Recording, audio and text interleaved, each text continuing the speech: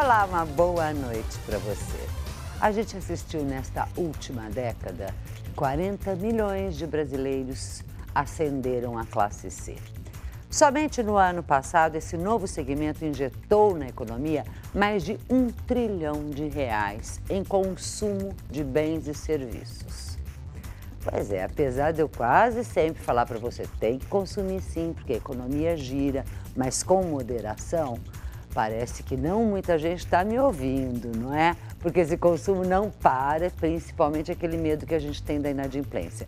Mas o meu papo de hoje não tem a ver diretamente com isso, porque quem está em busca deste consumo consciente sabe que essa classe que ascende quer sim produto de qualidade, quer produto em que a relação custo-benefício seja realmente vantajosa. E é isso que o meu convidado de hoje descobriu há algum tempo. O Luiz Salles, com quem eu converso, criou a Chu Shopping, uma franquia de calçados femininos que oferece essas questões e que, em última instância, a pessoa pensa, peraí, valeu a pena. Óbvio que tem toda a tendência de moda a ser seguida, mas, acima de tudo, tem que ter preço acessível. E esse equacionamento não é nada fácil, sobre isso que a gente vai conversar com ele. Eu quero a sua participação no programa. Envie sua pergunta, seu comentário para o site da Record News que aparece aí no seu vídeo, onde você também encontra um arquivo com as entrevistas dos nossos programas anteriores. Visita a gente e visita lojas, né? É isso que você quer. Quando eu falo dessa questão do consumo, é que o brasileiro não se deu conta ainda de como ele tem que fazer esta relação. Mas ele se deu conta que ele gosta, sim, de comprar bastante, e muito, né? Você sente isso nesse crescimento de vocês? Quer dizer, esse afã, agora eu tenho dinheiro, agora eu compro? A gente sente sim isso, mas com consciência, né?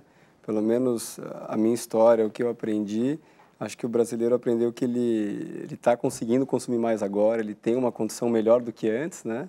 Mas ele pensa duas vezes para não consumir errado, né? Claro, e para não se endividar, né? Que essa Também é uma isso, questão a gente muito percebe importante, bastante, as pessoas preferem comprar às vezes à vista, também tem esse lado um pouquinho que a gente percebe. Por que a ideia de calçado? Como é que surgiu o calçado na sua vida? Eu Feminino?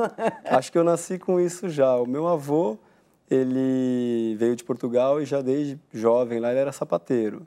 Então ele tinha essa profissão de confecção e conserto de calçados. Quando ele veio para o Brasil, ele montou uma pequena sapataria próxima à região da Paulista, onde ele consertava e confeccionava também calçados sob medida, né? E bem jovem ele faleceu. Isso, meu pai, acho que devia ter de 17 para 18 anos, ele teve que assumir o negócio. E o meu pai não era sapateiro, né? Não tinha o dom, né? Não, o dom não conhecia. E o negócio evoluiu para um pequeno comércio de calçados. E com o tempo esse pequeno comércio se transformou numa loja de calçados populares e virou uma rede de lojas. E eu desde criancinha convivi com isso de uma forma natural, né? Aí vendo este lado empreendedor do teu pai, mas agregando a esse lado coisas novas, como franquia, etc. Como é que surgem essas ideias? Então, eu quando, aos 17 anos, desde pequenininho, meu programa de férias de fim de semana era ir com meu pai às lojas. Então, para mim era uma coisa natural. Quando eu fiz 17 anos, entrei na faculdade, eu comecei a trabalhar com ele, já de uma forma mais séria. Então, todo dia eu ia ao trabalho, né? E estudava à noite na faculdade. E passei por tudo, desde vendedor, estoquista, gerência. E depois, uns 2 anos, eu fui para o escritório. Então, eu estudava à noite, onde tinha essa parte de conceitos. Estudava administração. Eu estudei administração de empresas. Então, tinha essa parte toda conceitual, legal. E eu tive a bênção de poder ter a chance de aplicar isso de uma forma mais livre, né? Meus colegas todos faziam estágios comuns, onde você tem uma limitação. Aquela empresa, às vezes uma empresa muito estruturada, isso, uma limitação. E você... E eu tive a sorte de ter uma empresa familiar, menor, onde eu tinha a liberdade de aplicar alguns conceitos que via na faculdade ou que achava interessantes, né? Que conceitos que você acha que você aplicou e, a partir daí, pôde inovar como negócio? A parte que eu preferia, as lojas do meu pai eram lojas mais populares, nós vendíamos de tudo. Calçados femininos, masculinos, infantis, esportivos. E era um comércio popular, eram lojas maiores. Então, o principal que eu gostava de aplicar era a parte de qualidade de atendimento e marketing, que era uma coisa que o comércio popular nunca dava muita atenção, né? Antigamente era preço e forma de pagamento só. E esse público, eu percebia que se oferecesse alguma coisa a mais, você tinha um diferencial. Então, não era aquela briga. Então, A briga não estaria centrada na questão de preço, né? Você conseguiria desviar, na época, um pouco a atenção do cliente. E hoje em dia, essa qualidade percebida, essa experiência de compra, às vezes é o que faz o cliente decidir pela sua empresa, né? E isso nós estamos falando de 17 para quanto que começou a Isso a experiência gente está falando de 17 para para 20 anos. Quando eu estava próximo a me formar, eu ia fazer 21 anos, meu trabalho de conclusão, naturalmente, foi sobre sapatos, né? E dentro do que se vendia nas lojas do meu pai, o que mais vendia eram calçados femininos, como todo mundo imagina. Por que será, não? Por que será? Nessa dúvida, né? E o meu trabalho de conclusão, naturalmente, foi sobre isso. Era uma loja monomarca de calçados femininos. Mas, em vez de oferecer a mercadoria popular e só com preço, a ideia era já oferecer algumas coisas a mais. Então, um atendimento mais personalizado, uma loja monomarca. Então, a gente criou uma marca. Na época, a marca se chamava CAC, que era a junção do meu apelido da minha irmã mais nova. E aí eu fui desenvolvendo esse trabalho. E meu pai me emprestou um pedaço de uma loja dele, era uma loja grande. Ele me emprestou uma loja, dava para 2 ruas. Ele me cedeu um pedaço dessa loja. Para fazer a sua. Para fazer a minha loja. E eu tive essa oportunidade, ele me ajudou. Mas é legal porque não é aquele conceito, né? Vai brincar garoto, né? Não foi uma coisa bem... Vai lá e me traz resultado. E aí eu fui, fiz sozinho, tive a ajuda do meu pai muito, da minha irmã, e nasceu assim a minha primeira loja.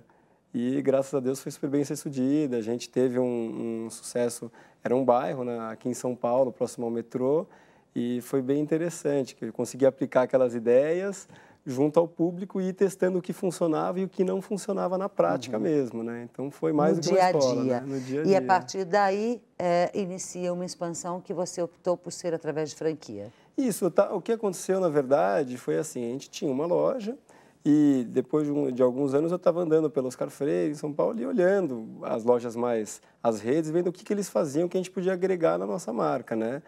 E a franquia estava em expansão nessa época, não é o que é hoje. Hoje em dia é um mercado super consolidado. Isso há 5, 6 anos atrás não era o que é hoje, né? E eu estava olhando os projetos e surgiu essa ideia, por que não fazer uma boutique de verdade, com toda aquela experiência de compra, acompanhar o cliente até a porta, todo aquele trabalho que você vê nessas lojas mais caras, mas com um preço acessível, onde todo mundo possa comprar.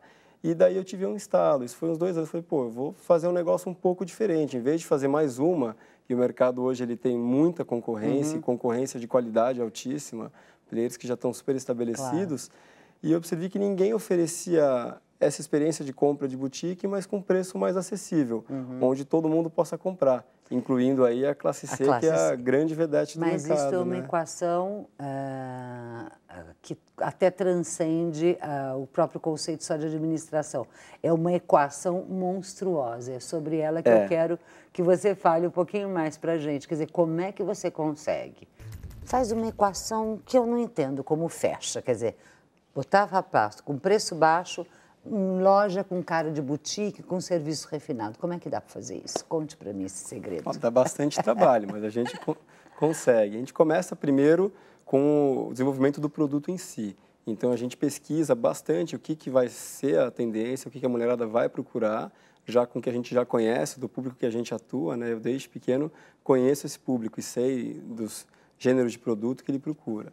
Então, a gente começa primeiro com o produto... E isso tudo, quer dizer, isso é trabalho interno, ou seja, vocês que fazem. Isso, a gente desenvolve e toda a produção é terceirizada com os parceiros. Aí também, então, deve ter todo pressão ou busca de parceiros que façam... Consigam atingir esse custo, né? Então, tem essa equação. Então, a gente parte desse pressuposto já, né? De parceiros capacitados que consigam ajudar a gente a entregar um produto de qualidade, que é ali design e exclusividade com um preço interessante, né? Quando você fala, isso tem também uma questão que, pelo menos em moda, conta muito, que é a busca de materiais. O que usar. Basicamente, por que a gente consegue fazer algo com um preço mais interessante? É buscar materiais alternativos, além do couro, de materiais mais nobres, né? A maioria das lojas de calçado, quando você vai para exclusividade, boutique, elas buscam materiais cada vez mais caros.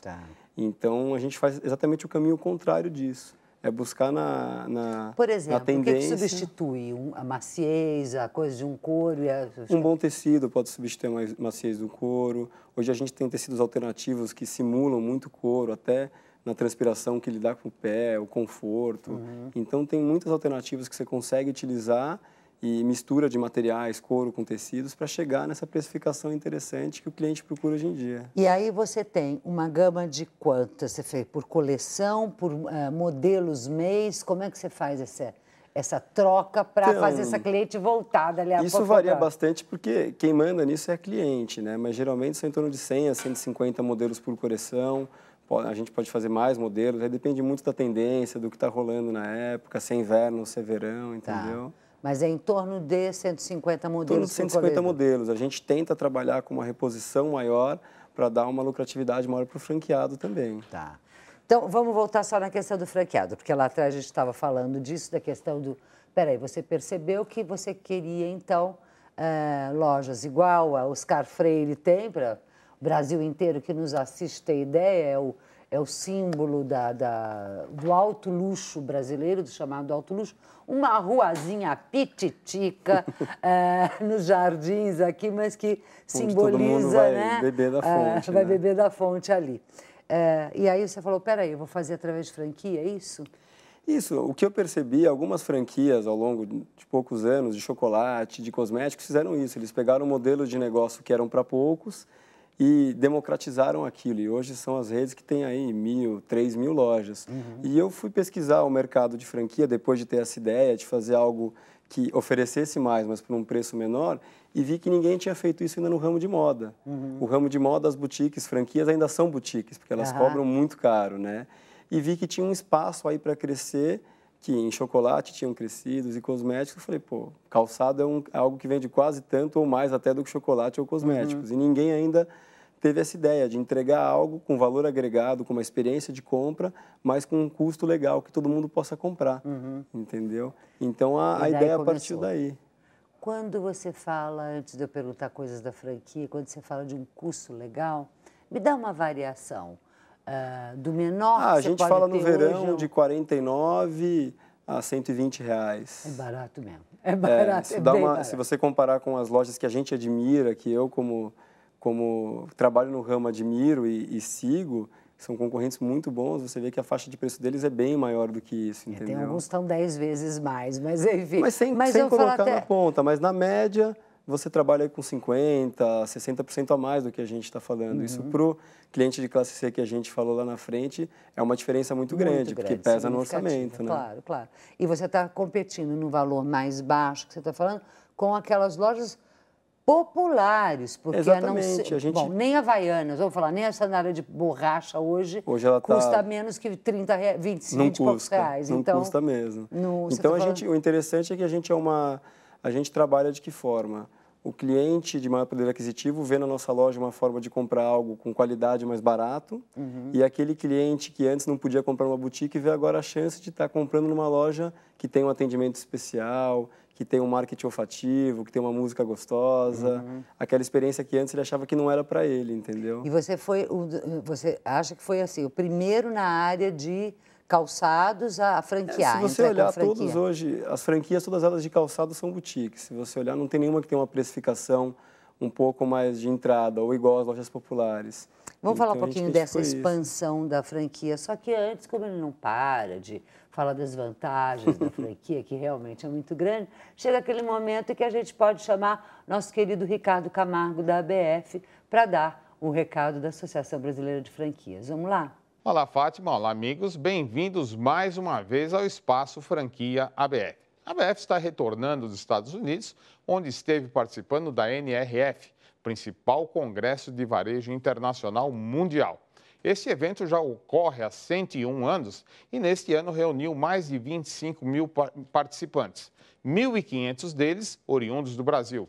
O Brasil, então, consolidou a sua posição de maior delegação estrangeira ao seu evento. E dada essa presença de brasileiros nos Estados Unidos, praticamente todas as palestras tiveram tradução simultânea para o português e também teve um vídeo falando sobre o Brasil. O principal evento dentro deste congresso foi a palestra do ex-presidente Bill Clinton, que falou sobre sustentabilidade e falou também ativamente do Brasil, de seus feitos e colocou o Brasil na plataforma de melhor país para desenvolvimento e aplicação de recursos financeiros. Então, o Brasil realmente é a bola da vez e citou toda a preocupação também do Brasil com o desenvolvimento e a sustentabilidade. Então, este foi um tema bastante importante e ele foi aplaudido bastante pelos brasileiros lá presentes. Além da palestra do Clinton, houve várias outras palestras, como da Ralph Lauren, que mostrou toda a evolução da marca e que esse projeto tem sido feito em todo o mundo e foi um exemplo de como tratar a marca para todos os empresários brasileiros. E várias outras atividades. Uma das atividades contou com a presença do nosso ministro da Indústria e Comércio, ministro Pimentel, que esteve reunido com um grupo de mais de 200 empresários brasileiros durante esta feira. Isto reforça a nossa posição internacional e mostra que cada vez mais o Brasil tem uma participação ativa dentro do comércio internacional. Mais informações sobre esse evento você pode obter diretamente no nosso site, abf.com.br. É com você, Fátima. Onde você tem ideia dessa expansão, quanto custa e como será teu ritmo? Então, o interessante da nossa franquia, a gente trabalhou aí por 2 anos quase para formatar ela, é que a gente consegue um valor de entrada bem abaixo dos outros players de mercado. Então, a partir de 179 mil, a gente consegue uma loja montada, com estoque, com estrutura, com tudo. 179 mil para abrir. Para abrir, bem com tranquilo, primeiro estoque, com capital de giro, com toda a adaptação de instalação, entendeu? Que locais que você está Então, aí que está o que a gente identifica como a grande sacada do nosso negócio. A gente quer fazer a expansão, além, é claro, dos shopping centers e grandes centros, em cidades pequenas e bairros mais periféricos, onde essas grandes boutiques de calçado que existem hoje, que a gente admira, não vão. Entendeu? Tá. Aí que está o que a gente acredita ser o diferencial do nosso negócio e onde a gente pode alcançar um crescimento bem expressivo, entendeu? Tá. Então, cidades pequenas de interior que têm um potencial de consumo altíssimo, mas não tem uma boutique de calçados porque ela tem abaixo de X mil habitantes. Tá. Onde todas essas franquias legais, elas pedem acima de tantos mil habitantes, shopping centers. Claro que para elas a questão do volume de venda, o volume e o posicionamento de marca, né? Se você ficou lá muitos anos criando uma marca, toda aquela parte de posicionamento de marca, branding, você mudar totalmente e ir para uma cidade pequena, onde tem lá aquele pequeno comércio, não tem muito a ver com o posicionamento dessas marcas que trabalham muito o lado fashion, né? A gente, além de trabalhar esse lado, a gente vai com uma oportunidade de negócio para o franqueado. O nosso produto tem uma precificação que compete com a loja popular dessa pequena cidade. Tá.